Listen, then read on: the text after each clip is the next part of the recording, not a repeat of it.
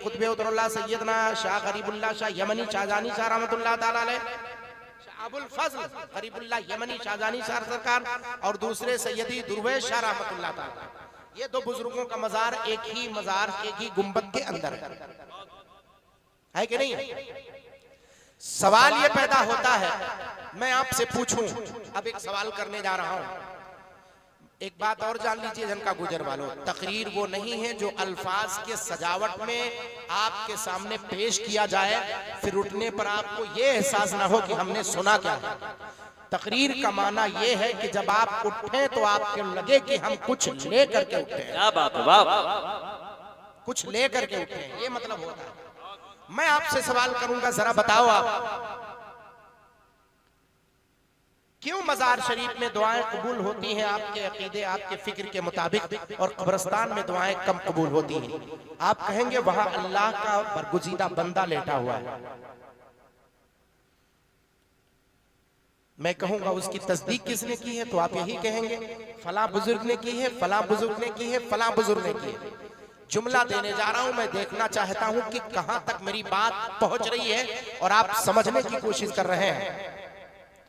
किसी बुजुर्ग के कहने पर बताने पर अगर हम मजार शरीफ जानते हैं, साहिबे मजार के शजरे को जानते हैं, उनके खानवादे को जानते हैं, उनके सिलसिले नसब को जानते हैं, उनके सिलसिले तरीक़त को जानते हैं, उनके मेयार को समझते हैं, अगर उनके हम वक़ार को समझते हैं, उनके मनसबे असली को समझते हैं, तब तो और अच्छी बात है। बहुत सारे मज़ारात हमारे इलाके में ऐसे हैं जिनका ना कोई शजरा है, जिनका ना कोई शजरे नसब है, जिनकी ना कोई सनद है, जिनके बारे में कोई बता नहीं सकता। किसी को मलंग शाह रहमतुल्लाह अलैह के नाम से जानते हैं, किसी को हजरत जिंदा शहीद के नाम से जानते हैं, किसी को हजरत शहीद मिल्लत के नाम से जानते हैं। ये सब बुजुर्गाने किराम है। मैं कहूंगा इन सब की तायीन कैसे हुई? तो जलका गुजर का नौजवान उठ करके कहेगा मोइनुद्दीन अजहरी फला बुजुर्ग ने कहा था ये अल्लाह के बुजुर्ग का मज़ार पाक है, ये उनकी कब्र शरीफ है, यहीं पर हम लोगों ने तामीर की है और तामीर करके गुंबद बनाया है। गुंबद बनाने के बाद यहीं पर फातिहा पढ़ते हैं। अल्लाह का फजल है, पूरी आबादी से लोग चल करके आते हैं। जो अपनी तमन्नाएं लेकर आता है अल्लाह के बारगाह करम में अल्लाह के बरगुजीदा बंदे के वसीले से दुआएं करता है, परवरदिगार उसकी दुआओं को कबूल फरमाता है। मैं कहूंगा ठीक है, मगर ऐ जनका गुजर वाले जाओ कुर्बो जवार के आए हुए जिंदा दिल मुसलमानों, आओ मैं आपको बताता चलूं, आपके यहाँ मजार शरीफ की तायीन किसी बुजुर्ग ने की होगी। हजरत सैयदी शाहजानी शाह रहमतुल्लाह अलैह के मजार की तायीन किसी बुजुर्ग ने की होगी। हजरत शाह सरकार आसी के मजार पाक की तायीन किसी बुजुर्ग ने की होगी। हजरत शाह वलीउल्लाह मोती शाह रहमतुल्लाह ताला अलैह के मजार की तायीन किसी बुजुर्ग ने की होगी। मगर कब्रिस्तान में जितने मरहूमीन सोए हुए हैं, मक्की सरदार मदनी ताजदार से पूछा गया ऐ आका जिसकी कहीं दुआएं कबूल ना हो, कहा कब्रिस्तान चला जाए, कहा वजह क्या है? उलमाए किराम ने उस कौल की तशरीह फरमाई है। मुहद्दिसीने किराम बयान फरमाते हैं कि मजार शरीफ के नीचे अल्लाह का एक बरगुजीदा बंदा लेटा होता है, मगर कब्रिस्तान में दुनिया की निगाहों में पता नहीं कितने नेक बंदे सोए हुए होते हैं, कितने नेक बंदे लेटे हुए होते हैं। उलमा बयान फरमाते हैं जिसकी कहीं दुआएं कबूल ना हो वो जाकर के कब्रिस्तान में दुआएं करे, उसकी दुआ कबूल हो जाती है। मैं पूछना चाहता हूँ आखिर वजह क्या है? एक मजार शरीफ पर हमारी दुआएं कबूल होती है, कब्रिस्तान में हम दुआ मांगने के लिए नहीं जाते हैं। उलमा बयान फरमाते हैं कि मेरे आका ने फरमाया कि जो बरगुजीदा बंदे होते हैं, एक बंदा मौला की बारगाह में वसीला पेश करेगा, अल्लाह उसकी दुआओं को कबूल करेगा। और वहीं पर कई बुजुर्ग अगर वसीला मांग करके किसी के सिलसिले में दुआ करे, परवरदिगार उस दुआ को सबसे ज्यादा कबूल करता है। सुभान अल्लाह, सुभान अल्लाह, वाह वाह वाह। कब्रिस्तान हम नहीं जाते, आपको पता नहीं इस कब्रिस्तान में कितने नेक बंदे सोए हुए हैं। आप कहोगे हजरत वो हमारे बाप दादा हो, हम उन्हें अच्छे से जाने, यही कहेंगे, आप यही कहेंगे ना, अच्छे से जानते हैं। आपका जवाब यही होगा ना, कुछ समझना चाहते हैं जो मैं बताना चाहता हूँ। जितने लोग समझना चाहते हैं मेरी बातों को हाथों को उठा करके बताएं माशाअल्लाह, बहुत सुकून इत्मीनान के साथ। आप अगर समझना चाहते हैं तो मैं एक रवायत का सहारा लेना चाहता हूँ। वो रवायत है कि हजरत मूसा अलैहिस्सलाम अपनी बस्ती से निकले, एक बंदे का इंतकाल हुआ था। लोगों ने कहा था ये सियाकार है, गुनाहगार है, बदकार है, शराब नोश है। हाँ, उसको घूर जिसको आप बोलते हैं, जहां पर गंदगी फेंकी जाती है वहां पर ले जाकर के डाल दिया गया। हज़रत मूसा अलैहिस्सलाम गुजरे। मूसा अलैहिस्सलाम ने पूछा ये कौन है, क्यों आखिर ऐसा किया? लोगों ने कहा कौन उसकी नमाज जनाजा पढ़ेगा, कौन उसको नहलाएगा, कौन उसको धुलाएगा, इतना बड़ा सियाकार, बदकार, गुनाहगार है। हज़रत मूसा अलैहिस्सलाम लोगों के कहने पर आ गए। सोचा कि जैसे लोग कह रहे हैं यकीनन आगे गुजर गए। जैसे ही बस्ती से आगे बढ़े, जंगल का रास्ता जैसे लिया, जैसे आवाज आई, मूसा मेरे बंदे को छोड़कर तू जा कहां रहा है? क्या बात है, वाह, वाह, वाह। उसकी तजहीज़ो तकफीर नहीं करेगा। मौला कौन सा तेरा नेक बंदा का जिसको तू पीछे छोड़ करके आया का, कहीं उसकी बात तो नहीं हो रही है जो घूर पर लेटा हुआ है, जिसको फेंका गया है, जिसको कीचड़ खाने पर फेंका गया है? का तुझे क्या पता, इस कौम को क्या पता कि उसका दिल मुझसे लगा हुआ था। जा और उसकी तजहीज़ो तकफीन कर, क्योंकि वो मेरा नेक बंदा है। वाह वाह वाह। मेरा नेक बंदा।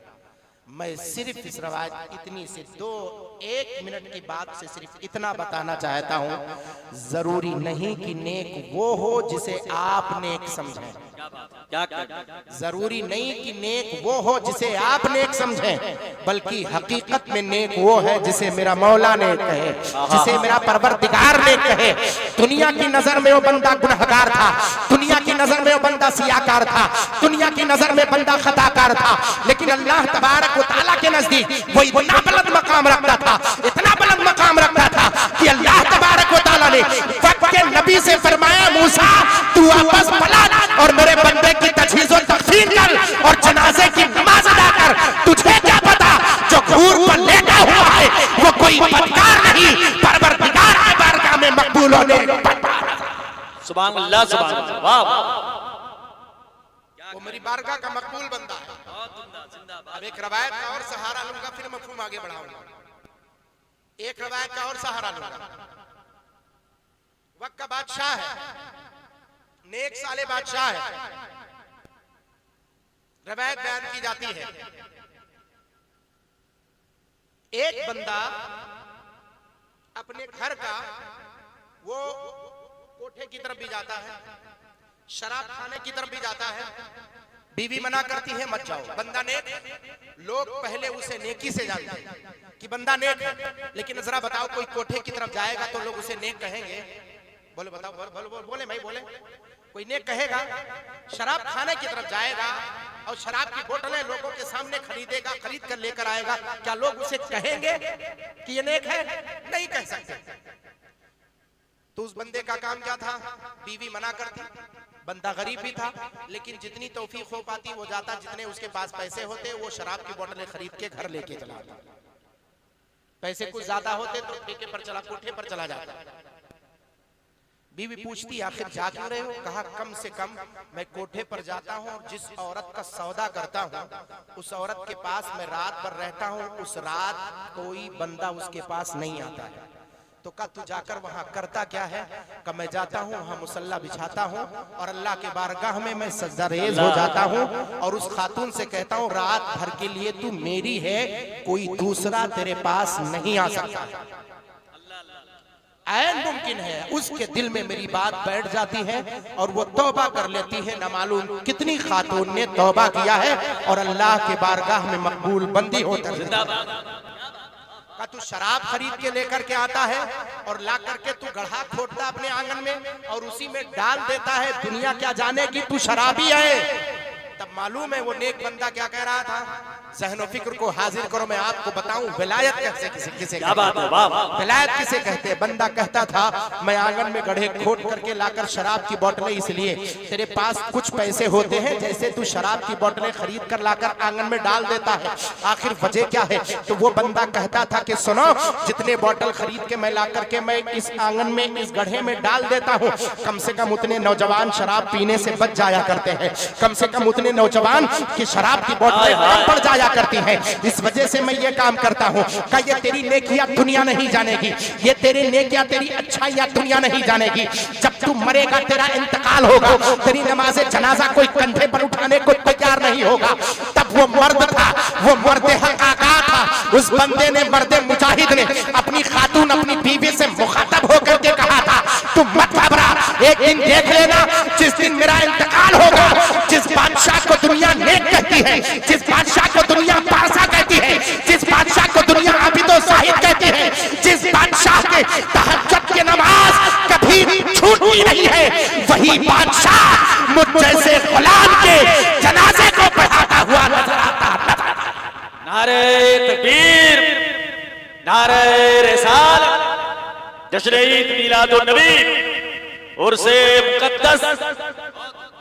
विलायत को पहचानने के अलग तरीके हैं। फिर हुआ क्या, पहुंचे, उनका इंतकाल हो गया इत्तेफाक से, और इंतकाल हो गया तो बीवी सिरहाने बैठी रो रही थी। खानदान में कोई औरत रोने के लिए नहीं पहुंची कि उसके जनाजे पर रोए बैठे, एक अकेली बीवी रो रही थी, और वो रो रो करके कह रही थी, मैं जानती थी, मैं कहती थी तुझसे कि जब तू मरेगा, इंतकाल तेरा होगा, तो तेरे जनाजे पर कोई रोने वाला नहीं होगा। अभी तो रात का आलम है, सुबह होगा तो तुझे कोई नहलाने नहीं पहुंचेगा, तुझे कोई कफनाने नहीं पहुंचेगा, तेरी नमाजे जनाजा कोई नहीं पढ़ेगा। इत्तेफाक ऐसा था, वक्त का बादशाह रात में दुर्वेशी के चादर को ओढ़ करके अपनी रियाया के देखभाल के खातिर रात में निकला था। देखूं मेरी रियाया रहती कैसे।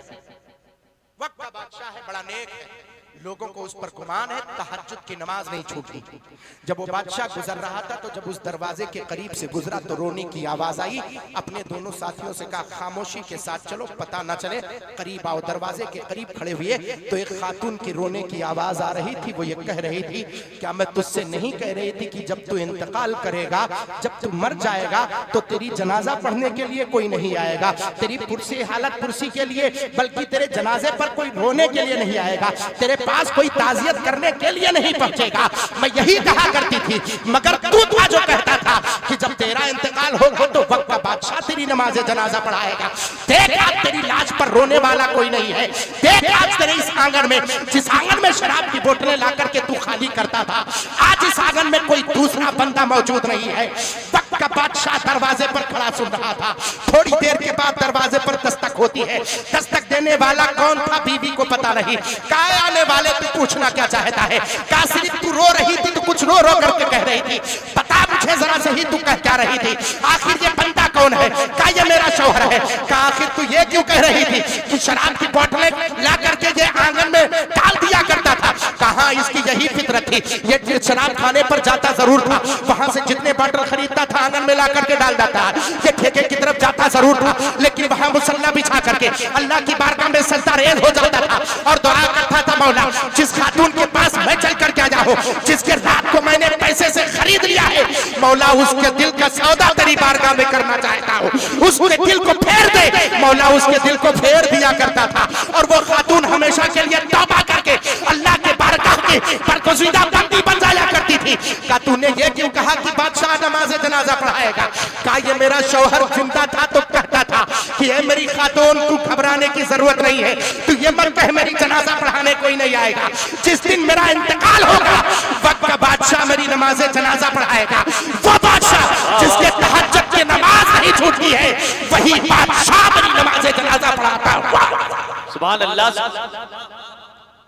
वक्त के बादशाह को पूरी कैफियत पता चल गई।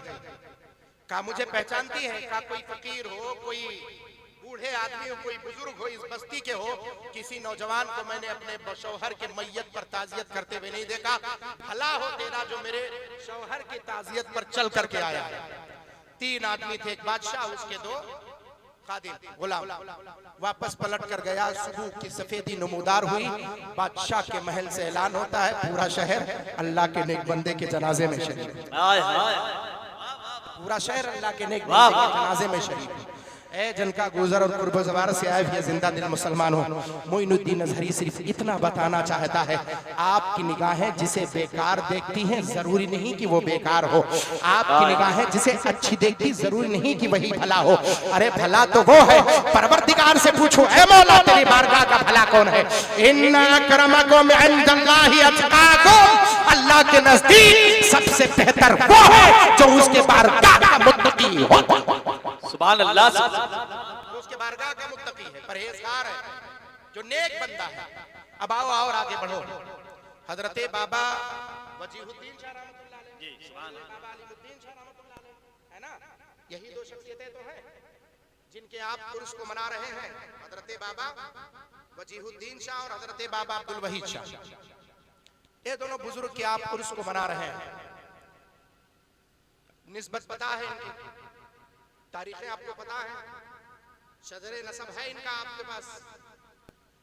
मैं इसलिए नहीं पूछता हूं कि आप पर मैं टिप्पणी करूं, मैं इसलिए पूछता हूं ताकि आपकी जानकारी में है या नहीं। हमारे यहाँ बहुत सारे बुजुर्ग ऐसे हैं जिनका शजरे नसब मौजूद नहीं है, जिनका नाम तक मौजूद नहीं, मनसब से लोग उनको जानते हैं। और जब ऐसी बात आती है, अभी कुछ दिन पहले मैं अक्सी में था तो वहां मैंने गुफ्तगू की थी, आखिर ये जो लोग बुजुर्ग हैं नहीं, जिनका नाम और पता नहीं, उनके बारे में उनका सालाना फातिहा जो किया जाता है वो दुरुस्त है कि नहीं, उस पर मैंने तकरीर की, पूरा मजमा आशश कर रहा था। मैंने बताया कि जरूरी नहीं कि हर बुजुर्ग का शजरा आपके पास हो, और जिसका हो उन्हीं के उसको मनाया जाए, और वही अल्लाह के बंदे। अगर नहीं है तो क्यों नहीं है? हाँ, इस चीज का मैं मुखालिफ जरूर हूं कि आपके निगाहों के सामने कोई बंदा खाने कमाने के लिए, पता चला कल तक वहां कोई सुराग नहीं था और आज जल्दी से ले गया और मिट्टी को ऊपर किया, चादर बिछाया, चादर गागर करके वहीं से फिर अपना बिजनेस शुरू कर दिया। इस चीज का मैं कायल नहीं। क्या बात है, क्या इस चीज के उलमा भी कायल नहीं है। कायल उसके हैं जहां अल्लाह का बरगुज़ीदा बंदा आराम फरमा हो। वाह वाह। दुनिया जाने न जाने इससे फर्क नहीं है, आखिर दुनिया जानती है नहीं जानती है। अब ये सवाल आपके पास है, ये चाहत आपके पास है, क्या आप ये जानना चाह रहे हैं या फिर और किसी मौजू पर गुफ्तगू की जाए, विलायत के दूसरे मेयार पर गुफ्तगू किया जाए, या ये जानना चाहते हैं कि हमारे इलाके में जितने मलंग शाह रहमतुल्लाह अलैह या शहीद मिल्लत अलैहि रहमतुर रिजवान के नाम से आखिर वो आए, आखिर उनका शजरे नसब क्या है? अच्छा, एक चीज और पूछूंगा जनका गुजर वालों, हजरत मौलाना सुहेल साहब किबला, आप मेरा साथ दीजिएगा। जिन साहिब बुजुर्ग के मजार शरीफ के तहत इस उर्स को मनाया गया है, उनका शजरे नसब है, मौजूद है? कोई किताब आपके पास है? साल भर में, अब काम की बात कर रहा हूं, साल भर में लाखों लाख आप खर्च कर देते हैं, हो जाता है कि नहीं हो जाता है? एक किताब छपाने में कितना खर्च होगा? मुश्किल से 10,000 20,000, इससे ज्यादा। कारी साहब किबला ज्यादा तो नहीं बोल दिया? ज्यादा बोल दिया। इतने खर्च होगा बस। 10-20 हजार का काम क्या होता है? आजकल दुनिया मकतूबात को लिखे हुए को मानती है। जबान से 10 लोग खड़े होकर किसी चीज के सिलसिले में गवाही पेश करें, किसी पुरानी चीज के सिलसिले में, और उसमें से कोई अथेंटिक, कोई सबूत किताब के जरिए लाई जाए, 10 लोगों का कहा हुआ रद्द हो सकता है, लिखी हुई किताब को झुठलाया नहीं जा सकता। ऐसा है कि नहीं? आपने कभी महसूस किया कि आपके यहाँ जो बुजुर्ग हैं उनकी तारीख होनी चाहिए कि नहीं होनी चाहिए? अरे आप तो आप हैं जी, कुतबे उतरौला सैयदी सारजानी शाह रहमतुल्लाह अलैह की वो मुक़्तदर, वो मुअज़्ज़ज़, वो कुतबियत, वो ऐसा कुतुब जिनकी हल्के कुतबियत यहाँ से लेकर के गोरखपुर इलाके तक हल्के कुतबियत जिनका लगता है, जो यकीनन वो कुतुब है, अल्लाह के बरगुज़ीदा बंदे हैं, उनकी तारीख और ज़माने मोइनुद्दीन अज़हरी ने जब तलाश करना शुरू किया, तलाश करते करते करते करते मिरातुल असरार में शेख अब्दुल रहमान तंतवी ने सादा नहीं बस सिर्फ 1.5 सतर में लिखा। अल्लाह, मैं किसकी बात कर रहा हूँ? 1.5 सफ़े की बात नहीं कर रहा हूँ, 2 बरक की बात नहीं कर रहा हूँ, 2 पेज की बात नहीं कर रहा हूँ, 1.5 सतर, 1.5 लाइन, 2 लाइन मुश्किल से, बस इससे ज्यादा नहीं है। मिरातुल असरार शेख अब्दुल रहमान तंतवी की उठा करके देख गया, सिर्फ इतना लिखा हुआ है कि अल्लाह के बड़े बुजुर्ग, बहुत बड़े कुतुब हैं, और गोरखपुर परगना से तकरीबन 200 मील दूरी पर, 200 मील दूरी पर पश्चिम तरफ वाक़े उतरौला परगना में उनका मज़ार पाक। अल्लाह, इतना ही लिखा हुआ है बस और कुछ नहीं। वाह वाह। कुतुबे उतरौला है वो, कुतुबे उतरौला है। इन तारीखों को आखिर कौन बताएगा, इनकी हकीकत को कौन वाजे करेगा। हर साल हम उर्स मनाते हैं, हमें कभी इस तरफ हमारा ध्यान नहीं जाता। बहुत खर्च करते हैं हम, जरा हम उसूल और बुनियाद और जमीन पर उतर कर कोई काम करें।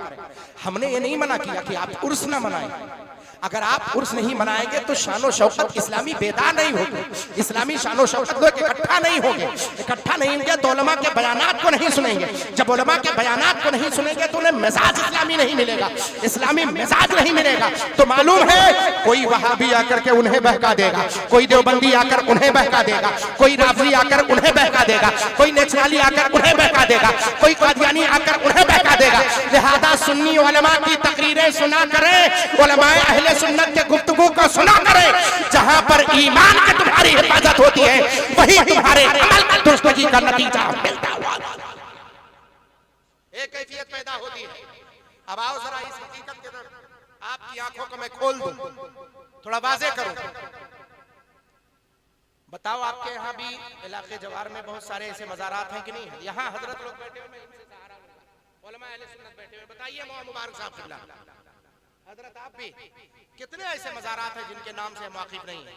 हजरत मलंग शाह रहमतुल्लाह अलैह, हजरत बाबा शहीद शाह रहमतुल्लाह अलैह, हजरत फला शाह रहमतुल्लाह। देखना चाहते हैं आप यही है? मैं उस खानवादे से ताल्लुक रखता हूँ, मैं उस दरसगाह से चल करके आया हूँ जिस दरसगाह को दारुल अहले सुन्नत फैजुर रसूल बराउ शरीफ कहा जाता है। और बराउ शरीफ में जो अल्लाह का बरगुज़ीदा बंदा लेटा हुआ है, जिसने मदरसे की बुनियाद रखी, जिसे शेखुल मशाइख सैयदी सरकार सैयदना मोहम्मद यार अली अल मारूफ हुजूर शुएबुल औलिया, जिनको उलमा ने शुएबुल औलिया के लक़ब से जाना है, वो बरगुज़ीदा बंदा लेटा हुआ है। उसी ने दारुल अहले सुन्नत फैजुर रसूल बराउ शरीफ की बुनियाद रखी थी। 21वें सरकार गाजी के चचा सैयदी सुरखरू सालार, जिनका आप रेलवे लाइन के बगल में मज़ार पाक है, उनके 21वें औलादों में से हजरत शाह सरकार शुएबुल औलिया रहमतुल्लाह ताला अलैह। बहुत बड़े बुजुर्ग हैं, चुटकियों में फैसले होते हैं, वहां पर मरीज आकर के शिफायाब होते हैं। ज्यादा नहीं बताऊंगा, सिर्फ एक बात बताऊंगा क्योंकि हम लोग मदरसे वाले हैं। एक हजरत की करामत में बताऊंगा बस, इससे ज्यादा नहीं। उसके बाद मैं आता हूं अपने जमीनी हकाइक पर, अपने इलाके के जमीनी हकीकत की तरफ कि आप इलाके को पहचाने की आखिर ये इलाका है जिस पे आप बैठे हुए हैं। शाह सरकार शुएबुल औलिया रहमतुल्लाह, आप लोग जानते होंगे, सब फैजुर रसूल बराउ शरीफ को उलमा जानते हैं, और आप लोग भी जाने और यकीनन जानते हैं। इसमें से जितने बंदे मदरसे में गए होंगे, मैं इनसे चैलेंज के साथ कह सकता हूं, बराउ शरीफ को सब जानते हैं। आप कहेंगे हजरत हमारे मदरसे और बराउ शरीफ से क्या ताल्लुक है? मैं कहूंगा कि बताओ, तामीर अदब पढ़े हो कि नहीं पढ़े हो? नूरानी तालीम पढ़े हो कि नहीं पढ़े हो? बताओ जरा वो किस मदरसे में कि किस मदरसे के आलिम ने लिखा है, कहां पर लिखी गई है? यहाँ पर एक एक बंदा जो बैठ करके पढ़ा है, मदरसे में बैठा हुआ है, हर एक पर एहसान दारुल फैजुर रसूल का है, और एक पर फैजान सैयदी सरकार शुएबुल औलिया। वक्त के उलमा को जमा किया अल्लामा बदरुद्दीन बदर मिल्लत अलैहि रहमत व रिजवान की ज़ाते पाक है, जिन्होंने तारीमेर अदब को लिखकर हमारे बंदों के, हमारे बच्चों के अकीदे को संवारा है। और वहीं पर अल्लामा मुफ्ती फकीह मिल्लत मुफ्ती जलालुद्दीन अलैहि रहमत व रिजवान ने नूरानी तालीम लिखकर बच्चों को इस्लामी रमक और मसाइल से आगाह। हर बुनियादी बच्चे को हम ये किताब पढ़ाते हैं। सरकार शुएबुल औलिया अलैहि रहमत व रिजवान, बात मदरसे की आती है। देखें, मजार शरीफ की बात आए, हजरत चादर गागर की बात आए, और इसकी बात आए तो नौजवान 1000, 2000, 4000, 10,000, 20,000 सब कुछ कुर्बान कर देंगे। मदरसे की बात आते कि मौलाना सुहेल साहब कहें, अगर फला हजरत कहें मदरसे में, तो हजरत 100 रुपया लिख लो चंदा, 200 रुपया चंदा लिख लीजिए। ऐसा होता है कि नहीं होता? ऐसा लगता है कि आपको मजार शरीफ पे जो लेटे हुए हो, मदरसे से ज्यादा इन्हीं मजारात, इन्हीं मदरसों से निकल करके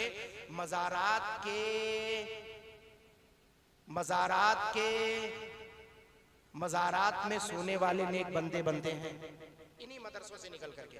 सरकार शुएबुल औलिया रहमत रिजवान एक जगह गए चंदा करने के लिए, मदरसे के लोगों को क्या पता कौन चल करके आया है, का भाई सब अपना चंदा नहीं, उसूली करने के लिए, जो आपका जैसे धान का मौसम होता है, गेहूं का मौसम होता है, चंदा वसूली, गल्ला वसूली के लिए गए। तो पीछे से कुछ लोगों ने कहा ये देखो हमारे लोग अगर चंदवा न दी तो मदरसा न चली। कुछ लोगों ने कहा हम लोग चंदा देते हैं तो मदरसा, कुछ लोगों का यह गुमान हो। और कारी मौलाना सोहेल साहब को अगर कोई 10-20 हजार 50 हजार चंदा दे दे, रसीद कटा दे तो साल भर एहसान जताएगा। हजरत सदर में हमारा नाम लिखो तो सबसे ज्यादा चंदा हम दिए, खजांची में हमारा नाम लिखो। मैं नाम एक ले रहा हूं, मैं पूरे इलाके को बोल रहा हूं, हमारा नाम लिखिए क्योंकि सबसे ज्यादा चंदा हमारा है। चंदा दे लेने का नाम मदरसे का इखलास नहीं, मदरसे का इखलास वो है सुबह शाम कौन वहां पर जा करके मदरसे की मोहब्बत को आराल में दीन के खिदमत करके कौन मदरसे की मोहब्बत को पेश कर। ये असल हकीकत है, ये खिदमत है। तो सुन लिया, कहा तो रे कोई कहा तो हो कहीं हजरत को कहा थे कि अगर चंदवा न मिली न दी हम लोग तो मदरसा न चली। ऐसे सदरी पहने हुए थे, ऐसे फूटे फूटे मिजाज में थे और खड़े हो गए चारपाई पर, चारपाई के करीब खड़े हो गए। क्या तुम लोग सोचते हो कि तुम्हारे चंदा देने से मदरसा चलता है? कहा ये लोग तो यही सोचते हैं। कहा करीब आओ, सबको करीब बुलाया और अपने सदरी में हाथ डालते रहे और निकालते रहे और उसी चारपाई पर रखते रहे। पता चला उस वक्त 100 का नोट और उसकी कड्डियां चारपाई पर बिखरी हुई थी। ऐसा महसूस ही नहीं हो रहा था। बंदा सदरी से निकालेगा तो एक गड्डी निकालेगा, 2 गड्डी निकालेगा, 3 गड्डी निकालेगा, 4 गड्डी निकालेगा।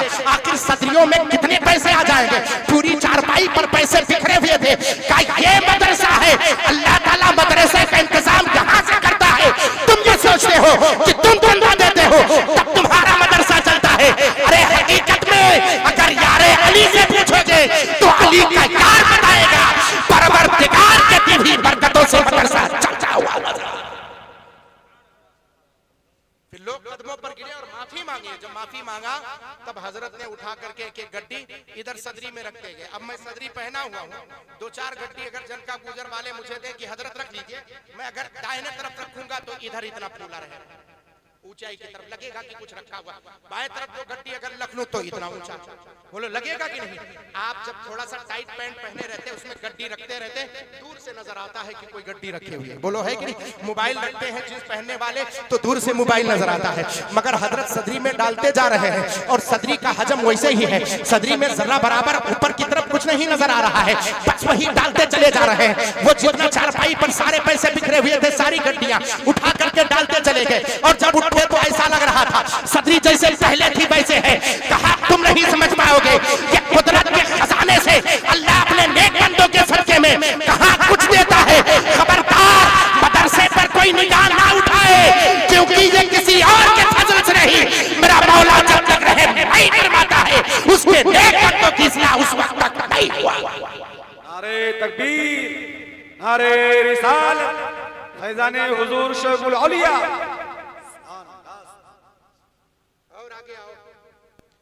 तो अभी आप सुनना चाहते हैं कि जिन बुजुर्गों की तारीफ नहीं है आखिर वो हैं कौन?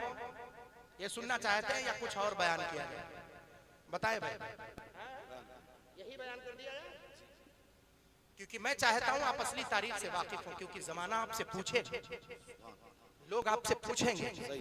आज तो आप इस पर भी महफूज नहीं कि आप साबित कर पाए कि आप हैं कौन। मैं मोइनुद्दीन हूं, मैं मोइनुद्दीन उस वक्त तक साबित नहीं कर पाऊंगा अपने आप को जब तक हमारे पुराने दस्तावेज में मेरा नाम नहीं होगा। आजकल दुनिया दस्तावेज देख रही है, लोग अपना अपना सर्टिफिकेट बनवा रहे हैं, बर्थ सर्टिफिकेट बनवा रहे हैं, ये बनवाओ तो वो बनवाओ वो बनवाओ। इतने सालों के बाद अब होश में आया कि कागजात दुरुस्त होने चाहिए। जब हमसे हुकूमत ने मुतालबा किया तो हमको समझ में आना चाहिए कि हमारे कागजात दुरुस्त होने चाहिए। अपने कागजात को दुरुस्त कराने वालों जरा इस तरफ भी ख्याल करो कि जो मुतालबा तुमसे कर सकता है कि अपनी पहचान लेकर के आओ, वो मुतालबा तुम्हारे मज़ारात के सिलसिले में भी कर सकता है। उनके कागजात को भी दुरुस्त करवाओ, उस जमीन के भी कागजात को दुरुस्त करवाओ। अगर चाहते हो कि ये मदारिस की हिफाजत होती रहे, मसाजिद की हिफाजत होती रहे, ये दरगाहों की हिफाजत होती रहे, तो हर एक के जमीनी कागजात को दुरुस्त कराना हमारी जिम्मेदारी है। खर्चा नहीं पूरा होता, 1 साल जलसा रोक दो। मिंबर पर अलल ऐलान ऑन रिकॉर्ड मोइनुद्दीन अजहरी कह रहा है 1 साल जलसा रोक दो अगर खर्चा पूरा नहीं हो रहा है, उसके बावजूद आप कागजात को दुरुस्त करवाओ। अगर कागजात को दुरुस्त करवाए तो जमाना आपको ताना नहीं देगी, ये नहीं कहेगी कि जनका गुजर वाले 1 साल जलसा नहीं करवाए थे लेकिन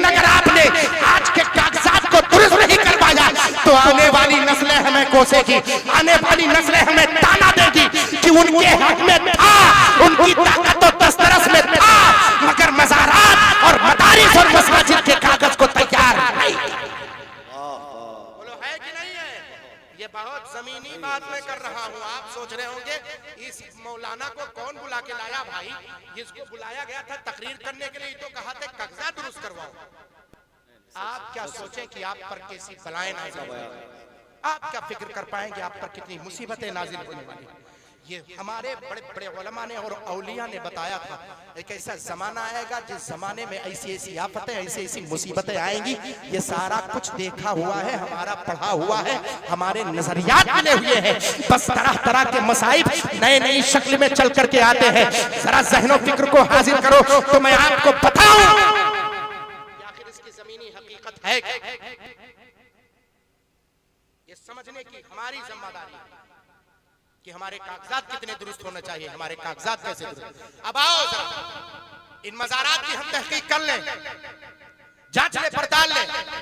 आपको पता है कि ख्वाजा मोइनुद्दीन चिश्ती अल अजमेरी सरकार से पहले कौन बुजुर्ग शख्सियत यहाँ तशरीफ लेकर के आई? किसी को पता है? बड़े लोग बैठे हैं, नौजवान अगर जा रहे हैं, थोड़े बहुत छोटे बच्चे जा रहे हैं तो उनको जाने दीजिए। आप बैठे रहे, मैं गुफ्तगू आपसे करना चाहता हूँ, मैं आपको कुछ बताना चाहता हूँ, मैं आपको संवारना चाहता हूँ। वैसे भी बहुत सारे प्रोग्राम 1:06 हो गए। हजरत हमको आपने कब बजे बिठाया था? हाँ 12:30 बजे बिठाया, और पहले बिठाया आपने मुझे तकरीबन पौना घंटे। बहर के जो भी हो, थोड़ी देर में मैं आप तमामी हजरात तक बात पहुंचा दूं, उसके बाद गुफ्तगू खत्म करता हूं। कहे तो अभी खत्म कर दिया जाए, कोई हर्ज की बात नहीं। बोले खत्म कर दिया जाए, बयान किया जाए। अब जहन को हाजिर करें, जरा देखें। ख्वाजा मोइनुद्दीन चिश्ती अल अजमेरी सुल्तानुल हिंद, आप जानते हैं अजमेर शरीफ की धरती पर मेरा ख्वाजा आराम फरमाए, उनसे पहले इस इलाके में सबसे पहले आने वाली शख्सियत का नाम आप बताइए। स्टेज वाले नहीं, आप बताइए, है किसी को पता? जिसको पता हो हाथ उठाए। कितने साल पहले? ख्वाजा साहब से 25 साल पहले। चले ठीक है, इतना आपने बताया मेरे लिए काफी है कि ख्वाजे पाक से पहले सैयदी सालार मसूद गाजी अलैहि रहमत व रिजवान तशरीफ लेकर के आए। लेकिन आपको यह भी पता है कि ख्वाजा मोइनुद्दीन चिश्ती अल अजमेरी सरकार से पौने 200 साल पहले, 2 साल की बात नहीं कर रहा, पौने 200 साल, तकरीबन 2 सदी, 1.5 सदी से ज्यादा, 100 तकरीबन 72-75 साल हो रहे हैं। आप जोड़िए तो, जोड़ करके देखिए, 1.5 सदी से ऊपर। इतने सालों बाद तब ख्वाजा साहब की तशरीफ आवरी हुई। सवाल यह पैदा होता है कि गाजी सरकार कहाँ है? गाजी सरकार मालूम है आपके वालिद गिरामी सबसे पहले कहाँ है? चल करके अजमेर मोहल्ला की सरजमीन पर आए। और जानते हो आप सरकार गाजी की पैदाइश कहाँ पर हुई? आपको पता है? सरकार गाजी पैदा कहाँ पर हुए? आपको पता है? आपको नहीं पता हो तो ये सुन लीजिए, सरकार गाजी की पैदाइश अजमेर मोहल्ला की सरजमीन पर होती है। हाथ उठा करके बना है, अजमेर मोहल्ला बाद में बना है। लोगों ने अजमेर की बरकतों को बाद में जाना है। अरे ख्वाजा मोइनुद्दीन चिश्ती अल अजमेरी सरकार से पहले उस जमीन को मुतबरक करने वाली जात मेरे सरकार सैयदी सालार मसूद गाजी अलैहि रहमत व रिजवान की है। ख्वाजा मोइनुद्दीन चिश्ती अल अजमेरी से पहले पौने 200 साल जो अजमेर मोहल्ला की सरजमीन पर पैदा होने वाली शख्सियत है, वो कोई और नहीं, वो मेरा गाजी सालार पैदा हो। और कुछ रवायतें तो ऐसी मिलते हैं, कुछ कराइन ऐसे मिलते हैं जिससे ये पता चलता है हजरत जहां ख्वाजा मोइनुद्दीन चिश्ती अल अजमेरी का मज़ार पाक आराम गाह है, वहीं कुछ सालों पहले मेरे मसूद गाजी की पैदाइश हुई थी। वहां उस जगह हो ना हो, लेकिन अजमेर शरीफ में पैदा होना ये काबिले फिक्र बात, काबिले गौर है कि अल्लाह तबारक तआला जिस जमीन को मुतबरक फरमाना चाहता है, उस जमीन पर अपने नेक बंदों को पैदा फरमाता है कि नहीं? अब और आगे बढ़ो। ख्वाजा मोइनुद्दीन चिश्ती अल अजमेरी सरकार से पहले गाजी सरकार तशरीफ लेकर गाजी सरकार अजमेर मोहल्ला की सरजमीन से होते होते अपने वालिद गिरामी, अब बताओ जरा गाजी सरकार के वालिद का नाम किसी को पता है? इसमें से, इधर वालों में से नहीं, आप में से किसी को पता है सरकार गाजी के वालिद का नाम सैयदी साहू सालार अलैहि रहमत और रिजवान है? जानते हैं आप उनका मज़ार पाक कहाँ है? उनका मज़ार पाक आपके करीब में, बिल्कुल करीब में आप चले जाएं बाराबंकी में एक जगह का नाम सतरुक है, सतरिक, वहां पर चले जाएं। सतरिक में सैयदे साहू सालार जो सरकार गाजी के वालिद गिरामी, उनका मज़ार शरीफ वहां पर मौजूद है। वहां आपके वालिद गिरामी पहुंचे, वहां से सरकार गाजी रहमतुल्लाह अलैह को बहराइच शरीफ से पैगाम आया, इस खित्ते से पैगाम आया कि आप अपनी पूरी फौजें लेकर के आइए। सरकार गाजी अलैहि रहमत रिजवान लेकर के वहां से चले। अब यहाँ पर दो रवायतें हैं कि गाजी सरकार अगर बाराबंकी से चल करके बहराइच आए तो क्या सीधा चल करके आए या पहले अवध की सरजमीन पर अयोध्या चल करके आए? बाज लोगों ने कहा कि सरकार गाजी अयोध्या से होकर तब बहराइच शरीफ तशरीफ ले गए। बाज लोगों ने कहा कि नहीं, सरकार गाजी डायरेक्ट तशरीफ नहीं लाए, सरकार गाजी डायरेक्ट बहराइच शरीफ तशरीफ ले गए। आपने अपने फौजों के कुछ दस्ते को भेजा था जो अवध की सरजमीन तक आई और अवध की सरजमीन से लेकर बहराइच शरीफ तशरीफ लेकर के गए। बैठे हुए हैं फैजाबाद में जो लोग पढ़े होंगे, चाहे चिर्रा मोहम्मदपुर, चाहे अलजामियतुल इस्लामिया रोनाही के, वो जानते होंगे। और रोनाही शरीफ के करीब में मुत्तसिल गंजे शहीदा वाक़े है। ऐसे चले आओगे आप बाराबंकी से तो कई जगह गंजे शहीदा है, यहाँ तक के आप आकर के रोनाही की सरजमीन पर वहां भी पाएंगे। और आगे बढ़ेंगे आप, यहाँ इधर जाएंगे तो इस खित्ते में गंजे शहीदा मिलेंगे। फिर उसके बाद जगह जगह पर आप देखेंगे यहाँ पर अल्लाह के बुजुर्ग बंदे, कोई हजरत शहीद रहमतुल्लाह अलैह है, कोई हजरत जिंदा शहीद रहमतुल्लाह ताला अलैह है, कोई हजरत शहीद मिल्लत रहमतुल्लाह ताला अलैह है। चल करके आपकी जो फौज अयोध्या सरजमीन, अवध की सरजमीन तक आई थी, वो फौज वापस कैसे हुई? वो लोग मर्दाने खुदा वापस कहाँ गए? वापस बहराइच शरीफ तशरीफ ले गए। तो जरा बताओ, अयोध्या की सरजमीन से अगर इतने सालों पहले अगर वो बस्ती, वो फौज, अगर वो दस्तावेज, अगर वो पूरे जत्थे के लोग जाएंगे तो किधर से जाएंगे? वो खित्ता कौन सा होगा? मैं आपसे पूछना चाहता हूं, पहले कैसे सफर करते थे लोग? पहले सफर पैदल ही तो करते थे।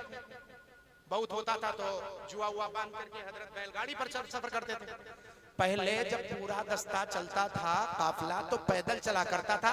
और जब पैदल चलता था तो उनका रास्ता कौन सा होता था? सड़क नहीं होते थे, शाहरा नहीं होते थे, हाईवे नहीं होता था, बल्कि वो नदी के किनारे चलते थे ताकि उनको पानी हासिल रहे। क्योंकि वो दौर था दो ही, या तो नदी से लोग पानी पीते थे या तो कुएं से पीते थे। अभी हम पिछले 25 साल पहले की बात बता रहा हूँ, 25-30 साल पहले हजरत लोग कुएं ही से पानी पीते थे। उसके बाद धीरे धीरे नल का सिस्टम होने लगा। अब नल के बाद लोग जो है अपना आरओ सिस्टम लगाने लगे और अपना वाटर सप्लाई लगा करके अपने अपने एतबार से काम चलाते हो। अब जरा मुझे बताओ, अगर अयोध्या के सरजमीन से चलने वाला मीठे पानी की तलाश में करते बहराइच शरीफ जाएगा तो बहराइच शरीफ अयोध्या से, अवध की सरजमीन से बहराइच शरीफ किस नाले से होकर, किस नदी से होकर के गुजरेंगे? आप तारीख बताएं। ये आपका कुआनो नदी जो दिखाई देता है ना, इसका पानी मीठा है और हमेशा देखोगे इसका पानी साफ और शफाफ है। यही एक नदी आपके यहाँ पर भी है, यही नदी जिसको आप राप्ती बोलते, क्या बोलते? राप्ती, ये उतरौला के पूरब वाली राप्ती है, कुछ भी हो राप्ती। आप उसका पानी हमेशा देखेंगे गदला होता है, मटमैला होता है, कभी साफ पानी देखे उसका? साफ पानी होता ही नहीं। मगर इसका पानी चाहे कम हो चाहे ज्यादा हो, देखे ना, हमेशा साफ और शफाफ होता है। वो पूरे मुजाहिदीन इसी रास्ते से होकर बहराइच शरीफ तशरीफ लेकर के गए। आपको मैं कई निशानियां बता सकता हूँ। यही गुमरी शाह रहमतुल्लाह, हजरत सैयदी कलीमुल्लाह शाह रहमतुल्लाह ताला अलैह का ये गुमरी शरीफ जहाँ पर आप हाजिरी देते हो, यहाँ पर मजार शरीफ वाक़ नहीं, वहाँ सिर्फ बैठक थी। वहाँ पर कभी बुजुर्ग मर्दाने खुदा तशरीफ रखते थे। मजार शरीफ तो नदी के बिल्कुल किनारे वाक़ई सैयदी कलीमुल्लाह शाह। पूछा गया वो है कौन? कहा वो सरकार गाजी के जवानों में से, लश्करियों के से, मुजाहिद के सिपा सालार थे। वो आए उस वक्त, जंगें होती रही, जहां पर जंग हुई वही जहां जैसे शहीद जो हुआ वहीं पर उसको दफनाया गया, कफनाया गया और कफना के बाद फौज आगे बढ़ गई। जहां पर मदफून हुए वहां पर लोग गंजे शहीदा, चूंकि अब जाने वाले लोगों में से किसी को छोड़ा नहीं जाता, लोगों की कमी, लोगों की किल्लत थी, लोगों को छोड़ा नहीं जाता। पूछा गया ये कौन को है, ये गंजे शहीदा है, ये कौन है, का ये सब शहीद है। तो जहां ज्यादा शहीद होते हैं वहीं को गंजे शहीदा के लक़ब से जाना जाता है। फिर जाहिर सी बात है, जरूरी नहीं है कि अगर कहीं पर जंग हो तो उसमें सारे लोग शहीद हो जाएं, नहीं नहीं, कुछ लोग बच भी जाते हैं और जो बच जाते हैं उसमें सब सही भी नहीं होते, कुछ जख्मी भी हुआ करते हैं, कुछ जख्मी भी होते हैं। तो रास्ते में पूरी फौज चलते चलते इसी वाबादी से जब वापस पलटी तो पलटने में अगर जिसकी तबीयत जहां खराब हुई या जिसकी हालत जहां कंडीशन खराब हुई, एक दो बंदों को उनके पीछे छोड़ दिया जाता। छोड़ने के बाद जब तक हजरत की तबीयत सही रहती है तब तक रहना, जब तक इस मुजाहिद की तबीयत ठीक है, नहीं तो फिर जब विसाल होगा तो इनको इस्लामी तरीके से कफनो दफन करके इनको कब्र में उतार करके तब वापस बहराइच शरीफ आना, तब वहां पर मजार शरीफ बना करके वो बंदे मुजाहिदीन आगे बढ़ जाते थे। जहां जहां कोई अगर किसी जख्मी शहीद को या किसी जख्मी मुजाहिद को पाया वहीं पर उनको दफना दिया और आगे बढ़ता चला गया। सरकार गाजी के सिलसिले में आपने सुना होगा, कई राजाओं ने मिलकर के बहराइच शरीफ की सरजमीन पर आपसे मुकाबला किया था। मुकाबला करने के बाद सरकार गाजी रहमतुल्लाह अलैह आखिरी मुजाहिद थे जो शहीदों की फहरिस्त में शामिल थे। आपके बाद आपके मुजाहिदीन का कोई बंदा बाकी नहीं था। ये बात बिल्कुल तारीख में आया है। उसके बाद 250 साल बाद ख्वाजा मोइनुद्दीन चिश्ती अजमेरी तशरीफ लेकर के आए। 250 साल में अगर तारीख लिखेगा तो लिखेगा कौन? अगर हकीकत बयान करेगा तो बयान करेगा कौन? आपके खानदान का नाम इसलिए पता है कि आपके परदादा का कोई लड़का था जो आपका दादा था, हाँ? परदादा, लकड़ दादा का लड़का परदादा हुआ, परदादे का लड़का आपका दादा हुआ, आपके दादा का लड़का आपके वालिद हुए, आपके वालिद से आप पैदा हुए। तब आप जानते हैं मेरे बाप का नाम यह है, मेरे दादा का नाम यह है, मेरे परदादा का नाम यह है, मेरे लकड़ दादा का नाम यह है, क्योंकि नस्लें चलती रही, नस्लों ने एक दूसरे को बता दिया। मगर जो बंदा शहीद हो गया, जिस बंदे का विसाल हो गया, उसको तुर्बत के अंदर लिटा दिया गया। मुजाहिदीन आगे बढ़कर बहराइच शरीफ तशरीफ ले गए, पीछे किसी को छोड़ा नहीं। तो शजरा लिखने वाला कौन होगा, नामो निशान लिखने वाला कौन होगा? जब बंदों ने अपनी खेतियां जोतनी शुरू की, जब बंदों ने अपनी खेतियों को मुत्तसिल करना शुरू किया, सिर्फ मुसलमानों की बात नहीं कर रहा हूं, न मालूम कितने हिंदुओं ने जब अपने खेतों में हल चलाया तो चलाने के बाद अगर किसी शहीद की लाश है, हल लगते ही फौरन खून के फव्वारे जारी हुए लाश से। कहा ये कोई और बंदा नहीं, ये अल्लाह का वो बंदा है जो शहीद है और शहीद कभी मरते नहीं, वो अपने कब्रों में हमेशा जिंदा होते हैं। नारे तकबीर, नारे रिसालत, मसलके आला हजरत फैजाने हुजूर शेखुल औलिया। आज भी कई मज़ारात बता पाऊंगा जिन मज़ारात के मुजाविरीन हिंदू भाई, मुसलमान नहीं। वो कहते हैं हम इस मज़ार शरीफ की हिफाजत हम ही करेंगे, देख रेख हम ही करेंगे, हम ही ने हजरत का पता लगाया है और हजरत से अकीदत है, हम इन्हीं के बारगाह में जानिशावर करेंगे। आपको मैं दस्तावेज उठा करके दिखा दूंगा, ऐसे मज़ारात पर हाजिरी मेरी हो चुकी और बहुत से मज़ारात पे अपने लोग बैठे हुए।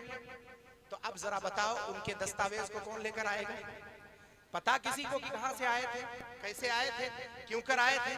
अब उसमें जो शहीद हुए उसको नाम पता नहीं तो कहा शहीद मिल्लत रहमतुल्लाह अलैह।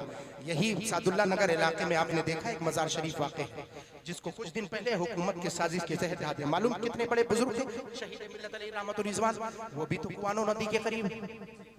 जरा बताओ वो कौन? और आगे बढ़ो, इधर जितने भी नदी के किनारे देखोगे वहां पर कोई शहीद मिल्लत रहमतुल्लाह अलैह, कोई मलक शाह रहमतुल्लाह अलैह है जिनका वसाले पाक हुआ, उनको मलक के नाम से, अल्लाह के बुजुर्ग के नाम से, बंदों के नाम से, विलायत के नाम से, जिनकी शहादत हुई उनको शहीद मिल्लत के नाम से जाना जाने लगा। जब 250 साल के बाद ख्वाजा मोइनुद्दीन चिश्ती अजमेरी सरकार तशरीफ लेकर के आए तब इस्लामी रकम आपके हाथों से बढ़ी। अब हम जैसे लोग तलाश करने लगे फला के सनद को लेकर के आओ, कुछ लोग तो कुर्सी बाइक पर आ गए तो कहने लगे कि जिसका शजरे नसब नहीं हम उसको नहीं मानेंगे, हम नहीं मानेंगे। कुछ लोगों ने डायरेक्ट इनकार कर दिया नहीं मानेंगे। हम जैसे लोगों ने कहा नहीं मानते हो तो जरा ये बताओ ये आए कब थे? कहा क्यों नहीं मानोगे? कहा शजरे नसब नहीं। हमने कहा शजरे नसब ना होना ये ना होने की दलील नहीं है, ना होने की दलील नहीं, क्योंकि आज भी अल्लाह के बरगुज़ीदा बंदे अपने कब्रों में जिंदा हैं, अपने कब्रों में जिंदा हैं। औलिया इकराम बहुत से लोगों ने मिटाने की कोशिश की, बहुत से लोगों ने खतरात से आगाह, ये मशीयत है अल्लाह ताला की। हजारों ऐसी कब्रों के बारे में बताया गया कि जब कब्रों को खोला गया तो अल्लाह के वली का वैसे कफन निकला जैसे पहले मौजूद था, मुजस्समा वैसे सही सलामत निकला। सहाबा इकराम के दौर से लेकर आज तक कई तारीखें मौजूद हैं। इसका मतलब क्या है? मफहूम क्या है?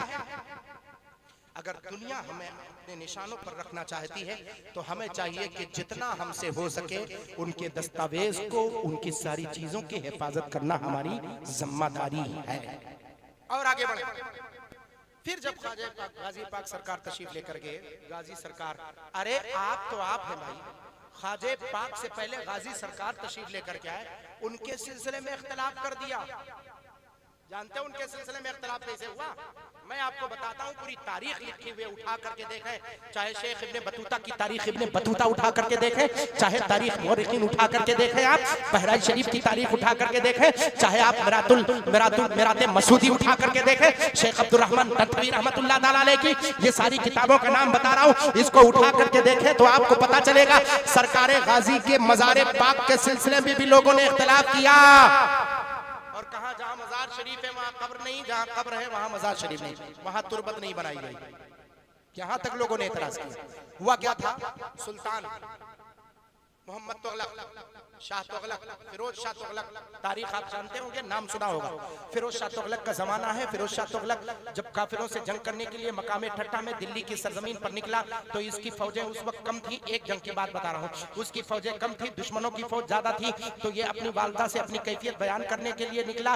वालदा दुआ फरमाएंगे, अल्लाह ताला माओं की दुआओं को कबूल करता है, मेरी फौजें कम है, दुश्मनों की फौज ज्यादा है, आज मसला बहुत सख्त है, आज बहुत सख्त मैदान है, इसके लिए दुआ कीजिएगा। माँ छत पर चढ़ी और मौला ताला के खुले आसमान पर के नीचे बैठ करके उसने मौला की बारगाह में दुआ की। वो दुआ कर रही हुई थी, बंदा निकल गया, नौजवान निकला, अपना शहजादा निकला, अपनी फौजों को लेकर मैदान जंग में मकाम टट्टा दिल्ली की सरजमीन से करीब में एक मकाम का नाम है, वहीं पर जब जंग करने के लिए निकला तो उसके बाद जब माँ छत पर चढ़ी और मौला के बारगाह में उसने आंचल फैलाए, तब तक आंचल फैलाए ही थे, तब तक कुछ लोग नारे तकबीर की सदाएं बुलंद करते हुए और कुछ लोग यूं ही मस्ताना वार सरकार गाजी के शान में कुछ पढ़ते हुए, कुछ अपने अंदाज में करते हुए वो जा रहे थे। जब वहां से उसकी मां ने पता लगवाया कि बताओ ये पूरा जत्था जा कहां रहा है, लोग आकर के देखे उनके पैरों में चप्पल नहीं है, बगैर चप्पल पहने हुए वो अलम को बुलंद किए हुए हैं, वो बहराइच शरीफ की तरफ जा रहे हैं। जब मां के पास उनके सिपाही पहुंचे तो कहा क्या मसला है? कहा बहराइच शरीफ जा रहे हैं। कहा बहराइच शरीफ में कौन है? कहा वो नई साला नौजवान जिसने राहे मौला में अपनी जान कुर्बान कर दी है, उसी बरगुज़ीदा बंदे का नाम सैयदी सालार मसूद गाजी अलैहि रहमत व रिज़वान है। कहा वहां की खुसूसियत क्या है? कहा वहां की सबसे बड़ी खुसूसियत यह है कि उस बारगाह में जो जायज तमन्नाएं मांगता है, मौला अपने मसूद के सच्चे जायज तमन्नाओं को पूरा अता फरमाता है। और सरकार मसूद गाजी रहमतुल्लाह अलैह का अच्छा ऐसा है। आंचल उठाया माने मां, मौला अपने महबूब बरगुज़ीदा बंदे सरकार मसूद गाजी के सदक़े में मौला मेरे बच्चे को फतेह अता फरमा, उनकी मदद के लिए मौला भेज दे। आज तेरे ऊपर मेरा बच्चा गया, तेरे रहमो करम पर गया है, मौला तू फजल फरमा दे, रहम फरमा। 2 बजे दिन तक कैफियत ये हुई कि जंग का पासा पलटता रहा। बादशाह को ऐसा महसूस हुआ कि हम सब अब पसपा हो जाएंगे और हम सबको भागने पर मजबूर होना पड़ेगा। जोहर के बाद बादशाह क्या देखता है कि कुछ मुजाहिदीन हमारे दरमियान सफेद लिबास में मलबूस आ रहे हैं, घोड़े पर सवार हैं, सफेद लिबास पहने हुए हैं, तलवारें उनके हाथों में हैं, मियान से तलवार निकाले हुए हैं। पूछा गया है वक्त के बादशाह तूने उन्हें पहचाना कि नहीं? तूने उन्हें जाना कि नहीं? तू पहचानता था उन्हें? कहा पहचानू कैसे, जिनके गर्दन पर सर मौजूद ना हो उन्हें पहचाना नहीं जाता। वो तलवारें लेकर फैसला लोगों को कर तो रहे थे पर उनके गर्दन पर सर मौजूद नजर नहीं आया। एक कैफियत थी, जंग का पासा पलट गया, बादशाह फतेह का झंडा लेकर के जब मां के कदमों में आया, मां ने कहा बेटे दरवाजे के अंदर दाखिल मत होगा। क्यों? का मैंने मिन्नत मानी है सरकार मसूद गाजी बहराइचे की सिलसिले सदक़े में अल्लाह ने तुझे फतेह अता फरमाई, पहले तू बहराइच शरीफ फातिहा पढ़ करके आ तो तुझे घर के अंदर दाखिल होना है। उठा करके तारीख देखें आप। फिरोज शाह तुगलक वक्त के बादशाह की बात कर रहा हूँ। जंग से वापस पलटा, माने अंदर दाखिल का जा पहले फुर्सत में ये काम कर। निकला अपने साथियों के साथ दस्तावेज, यही छावनी पर बहराइच शरीफ छावनी आप देख रहे हैं, यहाँ पर पहुंचे थे। जैसे कुछ लोगों ने यहाँ वाले ये वाले, अब आप समझ गए होंगे, नहीं समझ गए होंगे नाम लेकर बताऊं या बताऊं? समझ गए? कितने लोग समझ गए? हाथ उठा करके बताएं। हाँ सब होशियार। इन लोगों ने क्या कहा कि वक्त के बादशाह, चूंकि वक्त का बादशाह फातिहा पढ़ने आया था, और जब बादशाह कोई काम करे तो जाहिर सी बात है वो लोगों के लिए दलील बन जाती है। कहा आप जहां जा रहे हो फातिहा पढ़ने के लिए, वो मजार शरीफ वहां नहीं है, कब्र वहां नहीं है। जो बनाया, जो निशानात बनाए गए हैं, अलामतें बनाई, वहां कब्र नहीं, कब्र कहीं और है, जियारत कहीं और करवाई जाती है। कैसी बात है? अब वक्त के बादशाह के कान में हाथ डाल दिया। ऐसे बहुत सारे लोग आपको भी बहकाने फुसलाने की कोशिश करते हैं, बहुत सारे लोग बहकाते हैं। कान में बात डाल दिया, बादशाह के ज़हन में शुकुक शुबात हो गए, का इसको रफा कौन करेगा? तो मुशीरों ने मशवरा दिया, कहा ऐसे नहीं काम चलेगा, कोई साहिब कश बुजुर्ग हो उनसे पूछा जाए, वही बता पाएंगे। तो उस वक्त सैयदी अमीर मां रहमतुल्लाह अलैह अबुल फज़ल अमीर मां रहमतुल्लाह ताला अलैह, जिनका मजार शरीफ चांदपुरा महल्ले में है, बहराइच शरीफ चांदपुरा महल्ले में। जब आप मुसाफिर खाने या बस रोडवेज की तरफ जाएंगे, चांदपुरा से छावनी से होकर के रास्ते में उनका मजार शरीफ पड़ता है, सैयदी अमीर मां रहमतुल्लाह अलैह। मैं अगर उनकी बात बताऊंगा तो वक्त ज्यादा लग जाएगा, पहले ये बात सुन ले फिर आप बात आगे बढ़े। देखें सैयदी अमीर मां रहमतुल्लाह ताला अलैह, तो बादशाह वहां गया उनके बारगाह में, उतर करके घोड़े से सलाम किया। सलाम करने के बाद उसने इतना कहा, हुजूर मैं आपके साथ में दरबारे गाजी मसूद गाजी तुरबते गाजी पर, कब्रे सैयदी सालार मसूद गाजी पर हाजिरी देना चाह रहा हूं आपके साथ। ये नहीं कहा कि मुझे किसी ने गुमराह कर दिया है कि मजार शरीफ वहां नहीं है या कब्र शरीफ वहां नहीं है, कुछ नहीं कहा। वक्त का बादशाह था भाई, उसने कहा हुजूर मैं आपके साथ हाजिरी देना चाहता हूं। उसको पता था कि साहिब कश्फ जिनके दिल को अल्लाह ने मुनव्वर किया है, वो किसी गलत मजार की तरफ इशारा नहीं फरमाएंगे। जहां कहीं तरद्दुद हो कि यहाँ मजार नहीं, वहां फैसला कैसे करोगे? सरकारे गाजी के वक्त में फिरोज शाह तुगलक ने फैसला करके बता दिया कि तलाश करो कोई साहिब कश्फ, कोई ऐसा बरगुजीदा बंदा है जिसके दिल को अल्लाह ने मुनव्वर किया है, वो मजार शरीफ के करीब बैठ करके मुकाशफा करे। उसके मुकाशफे में ये बात वाज़ेह हो जाएगी कि उस मजार शरीफ के पास वहां पर कोई बुजुर्ग है या नहीं है। ये तरीका है, हम और आप फैसला नहीं कर सकते, ये तरीका है। हुजूर आप तशरीफ ले चलिए, आपके साथ चलेंगे। का ठीक। वो बुजुर्ग चलने लगे, वक्त का बादशाह है, घोड़े से नीचे आकर के हजरत के साथ में चल रहा है। पूरी बस्ती, अब जाहिर सी बात है वक्त का बादशाह चल करके आया है, पूरा बहराइच पीछे मौजूद था। आगे आगे शेख चल रहे हैं, बादशाह चल रहा है दाहिने तरफ, उसके मुशीर पीछे तरफ, वजीर पीछे तरफ, दरबारी अलग है, फिर उसके पीछे क्या कहते हैं शहर के रोसा और उमरा मौजूद है, फिर उसके पीछे पूरी जनता मौजूद है। आगे आगे चल रहे हैं, थोड़ी दूर जैसे चले थे वैसे हजरत सैयदी अमीर मां रहमतुल्लाह अलैह अंगूठे के बल चलना शुरू किए। जब अंगूठे के बल चलना शुरू किए तो जाहिर सी बात है अंगूठे के बल चलेंगे तो कूद कूद के चलना पड़ेगा। आप अपने सही पैरों के साथ चलेंगे तो आपका बैलेंस बराबर रहेगा, लेकिन जब अंगूठे के बल चलेंगे तो जाहिर सी बात है बैलेंस गड़बड़ी होगी, जिसको कहेंगे आप कहेंगे ये कूद करके छटक करके इधर उधर करके चल रहा है। कुछ लोगों ने बादशाह के कानों में आवाज डाली, कहा ये बादशाहत के मनाफी है, तेरे जलाल के मनाफी है, कि तेरे कमाल के मनाफी, तेरे कुर्सी के मनाफी है, कि तेरे सामने कोई क्या कहते हैं कूद कूद करके छटक कूद करके चले, ये बादशाह की अजमत के खिलाफ है। का हुजूर आप ये क्या कर रहे हैं, आप अंगूठे के बल चल क्यों रहे हैं, बादशाह के शान में गुस्ताखी हो रही है। जैसे ही इतना कहा वक्त के बुजुर्ग की सुर्ख निगाहें उठी, कहे ए फिरोज शाह तुझे हाजिरी देना है तो अकेला चला जा, अमीर मां वही जाता है और वही कहता है जो उसका दिल कहना। मैं जैसे चल पा रहा हूं वैसे चलूंगा, अगर तुझे मेरे साथ चलना है तो चल, वरना फकीर पीछे जा रहा है। पीछे पलटे ही थे, वक्त का बादशाह हाथ जोड़कर खड़ा, हुजूर कुछ भी आप तशरीफ ले चले, मैं अपने मकसद में कामयाब हो जाऊं, आप मेरे साथ चले और मुझे मेरे साथ दरबारे मसूद गाजी में फातिहा पढ़ ले, बस इतनी सी चाहत, इसके सिवा और कुछ नहीं, इसके सिवा और कुछ नहीं। फिरोज शाह तुगलक जब थोड़ी दूर और चले तो कहा हुजूर एक बात अर्ज करूं, कहा बताओ। कहा हुजूर ये बताइए आप अंगूठे के बल चल क्यों रहे हैं, क्योंकि कोई साहिब कश बुजुर्ग यूं ही नहीं चल सकता है। जिनका गुजर वालों, वलियों के तारीख को मनाने वालों, उर्से मुक़द्दस मनाने वालों, जरा दिल को संभाल करके इस रवायत को सुनना। बताती तारीख उठा करके मिराते मसूदी उठा करके देखो। शेख अब्दुल रहमान दंधवी, बहुत से लोगों ने मिराते मसूदी के नाम से किताबें लिखी। शेख अब्दुल रहमान अलवी दंधवी की किताब का जो असल किताब है उसका सहारा लेकर आपसे मैं बताना चाहता हूँ। का हुजूर आप अंगूठे के बल चल क्यों रहे? का तुझे नहीं पता चल पाया? का हुजूर कुछ तो इशारा फरमाए। तो अपने अमामे को उठाया और बादशाह के सर पे रख दिया। बादशाह के सर पे रख दिया। जब बादशाह के सर पे रखा तो एक बुजुर्ग की कुलाह, एक बुजुर्ग के सर के, हाँ, सर का जलाल जब बादशाह के सर पे आया तो बादशाह के निगाहों से पर्दे हटे। बादशाह से पूछा गया तू देख क्या रहा है? का जहां तक मेरी निगाह दिख रही वहां तक शुहदा की लाशें पड़ी नजर आ रही है, जमीन पर पैर रखने की जगह नहीं है। अरे मैं कहा अंगूठे के बल का तुझे पता चला? मैं अंगूठे के बल क्यों चल रहा हूँ? का अंगूठे का बल इसलिए चल रहा हूँ कि जमीन पर पैर रखने की जगह नहीं है, शुहदा की लाशें बिखरी हुई है जो ज़ाहिरी निगाहों से नहीं दिख रही है। बातनी निगाह वाला देखेगा तो पता चलेगा।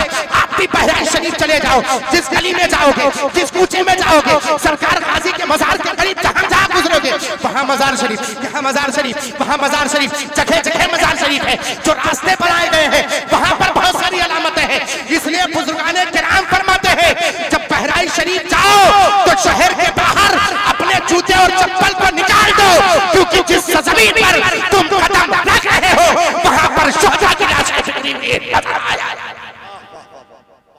शुहदा की लाशें बिखरी जिस सरजमीन पर तुम कदम रख रहे हो। तो का इस वजह से चल रहे थे। कदमों पर गिरा, माफी मांगी, आगे बढ़े। जब जाए पहुंचे तो पहुंचने के बाद वहीं पर फातिहा पढ़ा। किसने फातिहा पढ़ा? शाह अमीर मां रहमतुल्लाह अलैह, उन्होंने भी फातिहा पढ़ा। वक्त का बादशाह फिरोज शाह तुगलक, उसने भी फातिहा पढ़ करके जब दुआ मांगी तो दुआ मांगने के बाद हजरत ने इशारा किया कि तेरे दिल में जो शुकुक व शुबहात थे मैं तुझे बताता हूँ। बादशाह की तरफ अब मुखातब। बादशाह ने नहीं बताया था आपके साथ मैं क्यों आया हूँ, बस इतना कहा था मैं आपके साथ हाजिरी देना चाहता हूँ। अब वक्त के अमीर मां रहमतुल्लाह, जिनके दिल को अल्लाह ने मुकाशफे से मुनव्वर किया, जिनके दिल की कैफियत होती है दिल के बात को जान लेते। कहा बादशाह सुन, तेरे दिल में जो शक है कि हजरत का मज़ार पाक कहाँ है, तुरबत अनवर कहाँ है, कब्र शरीफ कहाँ है, कहा हुजूर यही तो शक व शुबा का। सुन, फला तारीख को सुबह के वक्त 10 बजे हमने देखा सरकारे गाजी अपने ही इसी तुरबत से निकले, मजार शरीफ से निकले और अपने साथियों को आवाज दी, साथियों चलो दिल्ली की सरजमीन की तरफ चलना है। इतने वक्त में निकले, तलवार म्यान से निकाले हुए थे और जब असर के वक्त वापस पलटे तो तलवार से खून के कतरात टपक रहे थे।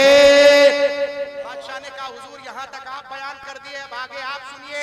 जिसकी मदद के खातिर सरकारे गाजी तशरीफ ले गए थे वो कोई और नहीं, वो फिरोज शाह तुगलक है, जिसे परवरदिगार ने सरकारे गाजी के सिलसिले में फतेह अता फरमाता हुआ। ये सरकारे गाजी। फिर जब बादशाह वापस होने लगा तो कहा हुजूर एक बात और है।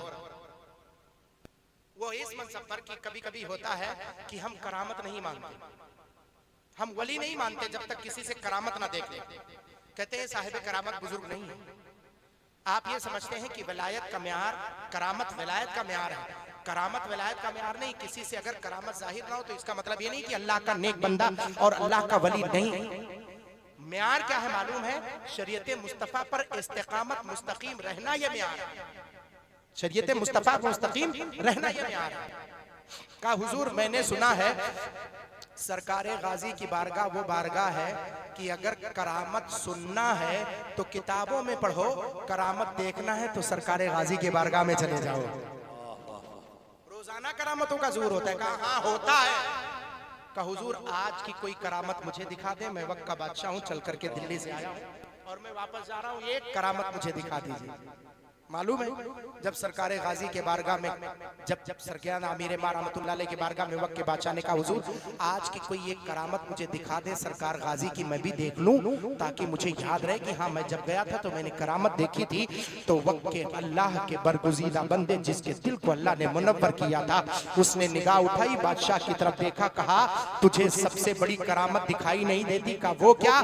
का सबसे बड़ी करामत आज की सरकारे गाजी की ये है कि जिस बादशाह के दरबार में हजारों मंगते सुबह शाम खड़े रहते हैं, वो आज वक्त का बादशाह मेरे सरकार मसूद गाजी के बारगाह में खड़े होकर मांग रहा है, अरे तुझ जैसा बादशाह, तुझ जैसा फकीर दोनों सरकार गाजी की बारगाह में मांगते हुए आज की सबसे बड़ी करामत सरकार गाजी के बारगाह में। आज सबसे बड़ी करामत यह है कि तुझ जैसा बादशाह जो हजारों रोजों लोगों को देने वाला, जिसके बारगाह में हजारों आए और मांग के ले जाए। भाई बादशाह के यहाँ सब मांगने जाते कि नहीं जाते? हजारों दरबारी मांग के लेकर, जिस तू सबको देने वाला है और तुझे जहां से मिलता है वो मेरे सरकार मसूद गाजी के ये हकीकत है सरकार और उनके साथियों की जो ये इस इलाके पर फैजान है। ये इस्लामी रमक जो देख रहे हो, सरकार गाजी के मजार पर जाया करो जब भी आपको तौफीक मिले। वो बारगाह ऐसी है जहां पर चुटकियों में फैसले होते हैं। ये मफहूम बताने के खातिर मैंने आपको इतनी बातें पेश की हैं। वक्त बहुत ज्यादा हो रहा है और गुफ्तगू अपनी खत्म कर रहा हूं सिर्फ एक आखिरी बात पर, एक आखिरी बात पर बस। वो आखिरी बात क्या है? वो आखिरी बात यह है कि सरकार गाजी रहमतुल्लाह अलैह के मज़ारे पाक पर हाजिरी देने से मिलता क्या है? कोई नई बात मिलती है? फरमाया हाँ, मखदूम पाक को जानते हैं? मखदूम औहदुद्दीन जहांगीर सिमनानी सामानी मखदूम अशरफ की छौछवी। कितने लोग मखदूम की छौछा को जानते हैं? हाथ उठा करके बताएं। माशाअल्लाह आप जितने हैं सब जग रहे हैं, अल्लाह का बड़ा फजल है। मखदूम की छौछा वो फरमाते हैं कि दरबार गाजी में जाओ तो कम से कम 35 से 40 मिनट तक फातिहा पढ़ो। फातिहा तो 5 मिनट में भी हो जाता है का नहीं, 35 से 40 मिनट का। क्यों?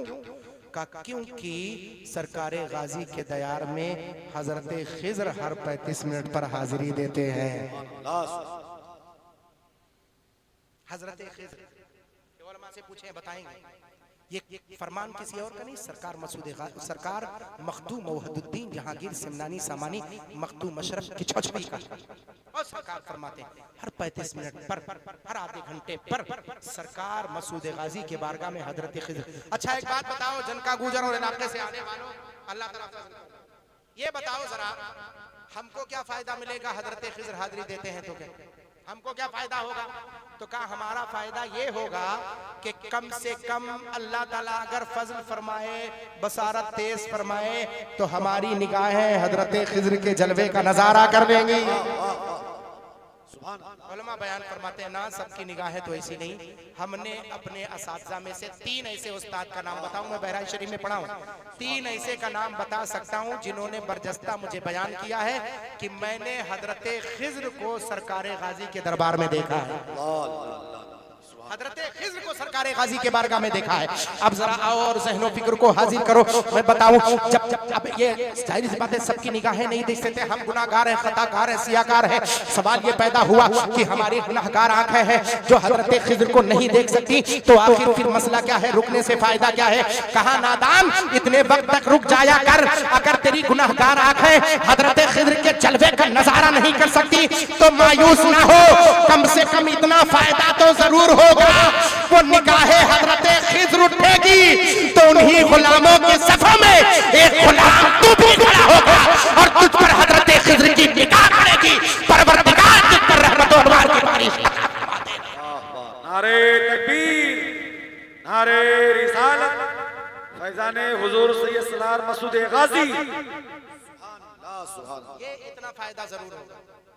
बहुत मुतबर्रक बारगाह है, चुटकियों में फैसले जहां पर होते हैं। हर 6 तारीख को, अरबी तारीख के 6 को, हर अरबी तारीख के 12 महीने होते, 12 मजलिसें होती हैं। कहाँ? सरकार ख्वाजा के बारगाह करम में।